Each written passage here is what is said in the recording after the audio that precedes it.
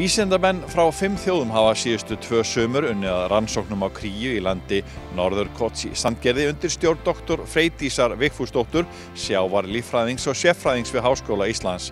Krían er merkilegur fugl. Kríur fara lengst allra fugla í sínu árlega fari. Þær eru heimsmeistarinn í farflugi sem núna er í fyrsta skipti skoðað með nýjustu GPS-tækni af mikilli nákvæmni. Hilmar Bragi hitti vísindafólki í sumar þegar krían satt enn á eggjum. Þetta er ótrúlega merkilegt verkefni og það er svo merkilegt að við erum hér í fyrsta skipti á Íslandi að setja út svokallað GPS-tæki á þessa merkilegu fugla og ekki bara það, heldur þetta í fyrsta skipti í heiminum þar sem við erum að skoða þetta far með tækjum sem gefa okkur þessa miklu nákvæmni. Þannig að áður höfum far þessara fugla og kríur fara lengst allra dýra í sínu árlega fari. Þannig að þetta er heimsmeistarinn í farflugi sem við erum núna í fyrsta skipti að skoða með þessari miklu nákvæmni. Það hefur verið skoðað áður með öðrum tækjum sem er kallað ljósritar, en það er alveg 200 km, 150 km nákvæmni á þeim, en þetta eru GPS-tæki sem að segja okkur akkurat hvar þar eru. Þannig að nú getum við svara spurningum hvert fara þar nákvæmlega, hvar eiga þar stoppistöðvar á þessari farleið alveg suður og Suðurskautslandið, stoppa þær í Vestur Afríku, stoppa þær í Brasilíu, hvað að lengi á Antartíkuskaganum og svo fram til götunum. Og síðan, þetta er svona þríþætt verkefni, þetta er einn þátturinn.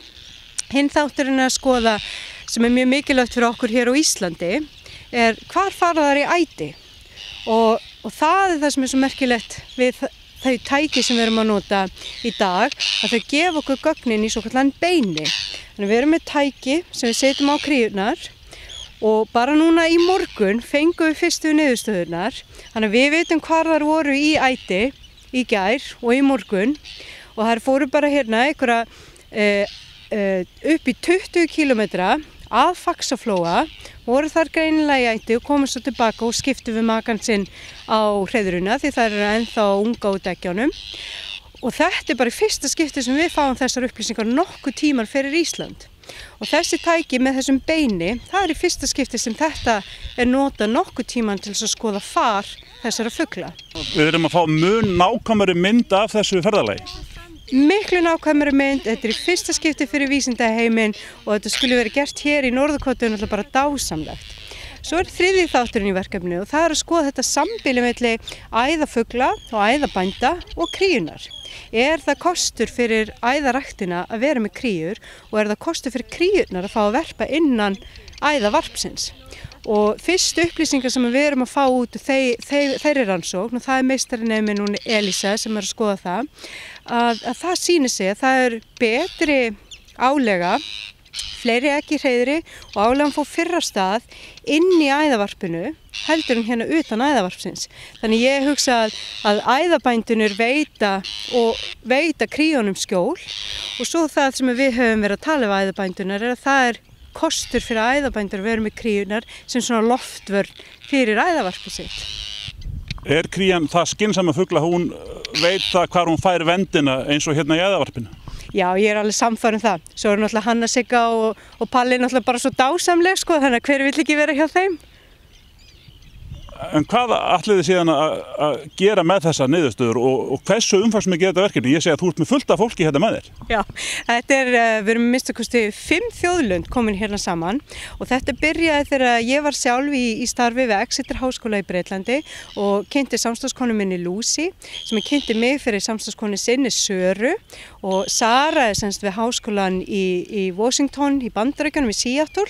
Þannig að þetta er ég við Háskóla Íslands, Lucy við Exeter Háskóla og Sara við Háskólan í Washington í Seattle og tveir doktorsnemar sem eru vistaðir hjá Lucy í Exeter og svo eru meistaranemarnir mínir eru hérna líka og svo kom bresku fuglaáhugamar sem er að hjálpa okkur að finna fótamerkin og tækin. Þannig að það er hérna, við erum minnst 8 hér að vinna bara þessu, þannig að þetta er umfangið og þetta við byrjuðum í fyrra og saman skrifum við og Lucy leiti styrkumsókn frá National Geographic sem að gaf okkur styrk til að kaupa svolítið af þessum tækjum. Ég fekk síðan styrk frá háskólanum til að kaupa fleiri tæki sem við erum að setja út núna í ár og Sara sömuleiðis frá sínum háskóla. Þannig að þetta umfangsmikið bæði svona þvert á vísindalegt samfélag og þetta umfangsmikið peningarnir sem fara í þetta og rannsóknarféð, endilega erum við að svara mikilvægum spurningum hérna og svo kemur nú í ljós hvort að við fáum nú góðgögn úr þessu sem ég hef enga áhyggjur af, þetta verður frábært að náum tækjunum og upplýsingunum tilbaka og þá kemur það í hlutverk okkar að leiðbeina doktorsnemendunum og meistaranemunum að skrifa góða pistla og góða vísindagreinar sem að ég er sannfærð að verður bara mjög veigamikið fyrir vísindaheimin og þessa þekkingu í vísindaheiminum en sömuleiðis bara fyrir okkar samfélag. Þannig að krían er svo vissulega okkar tákn sumarsins og hún líka er svo mikilvæg fyrir okkur og eins og aðri sjófuglar segja okkur hvað er að gerast í hafinu sem ávitar á heilbrigði hafsins og hingað til hefur það verið að segja okkur það að það hefur verið að mikla breytingar hafa átt sér stað í umhverfi sjávarins í kringum Íslands sérstaklega hér á Suðurlandi þannig að sandsíli hefur hrunið og sjófuglum hefur gengið illa.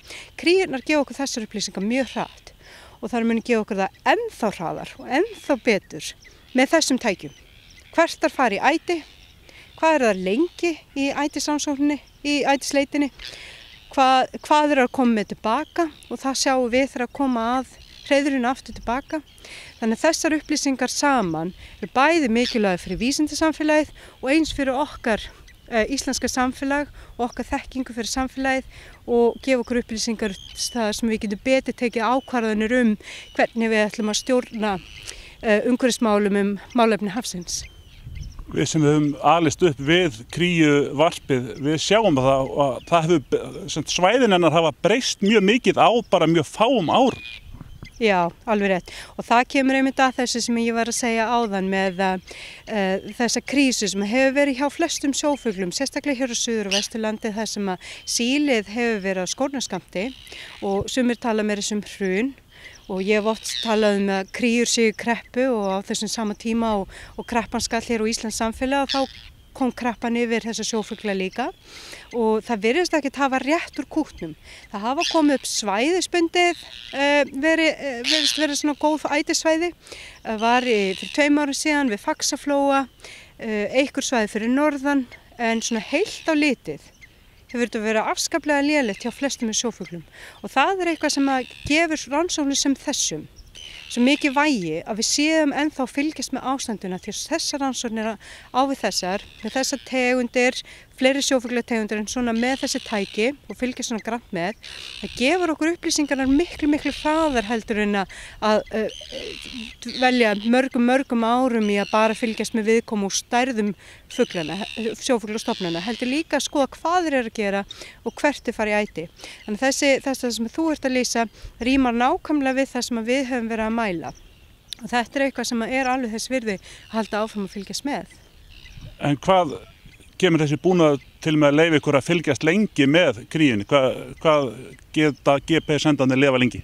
Já, þessi GPS-tæki þau rita gögnin, þannig við þurfum annarkvort að fá sendinguna tilbaka í þennan beini eða ná tækinu tilbaka til þess að lesa af tækinu og með því að hafa það þannig, í staðan fyrir að hafa það sem sendi upp í gervitungl, að þá náum við að safna miklu meiri gögnum heldur við værum með gervitungli að senda tæki.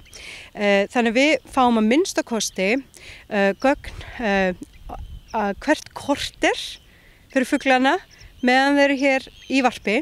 1. september breytir tæki, við forritum tæki þannig, þá breytir það dagskrá og tekur mælingu 4 sinnum á hverjum sólarhring. Þannig við vitum hvar fuglinn er á hverjum sólarhring og hver hreyfingin er. Nú þetta gefur okkur ofsalega nákvæmlega upplýsingar hvar þær eru og þetta mun vera þá í gangi allan ársins hring, þangað til að koma aftur hingað til Hönnuvík og Palla að næsta vor og þá náum við tækjanum aftur eða hlöðum þau niður í beinin og þannig þá fáum við heilt ár að þessum upplýsingum. Og svo getum við tekið tækin aftur af og við getum endurhlaðið þau, endurforritað þau og getum sett þau aftur út. Þannig ef að endurheimtan gengur vel, sem hún hefur gengið hingað til, þá getum við bara haldið áfram svo lengi sem við höfum rannsóknarpenning og nennu og getum til þess að standa í þessu. Hvað vitið þið kríunni í dag? Hún mjög trú sínum varpsvæðum? Hún að koma á hreiðrið sitt jafnvel ár eftir ár? Það alveg ótrúlegt hvað þær eru nákvæmar.